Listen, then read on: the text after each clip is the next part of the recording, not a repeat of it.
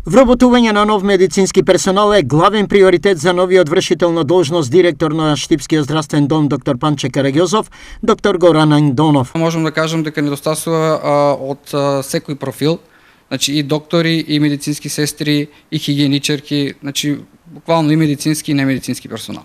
Дали сегашните 4 тимови од службата за итна медицинска помош се доволни? Тоа секако дека не е доволно, значи толку мал број на вработени не можат да покријат толкова територија што е територијата на општина Штип и околните населени места кои што ги покриваме, така да ќе се трудиме во наредниот период да го зголемиме секако, значи бројот на пред се на доктори во итната медицинска помош. Од листата на приоритети за кои Андонов ќе најде решение се подобрување на условите за работа во ЈЗУ здравствен дом Панче Караѓозов, набавка на нова современа апаратура за во согласно со нашите можности секако за потребите на службите на оваа институција, подобрување на соработката со медиумите и подобрување на соработката и комуникацијата со останатите здравствени институции, пред се клиничка болница Штип. Денеска се изврши примопредавање на директорската функција со досегашната директорка Марија Смилкова.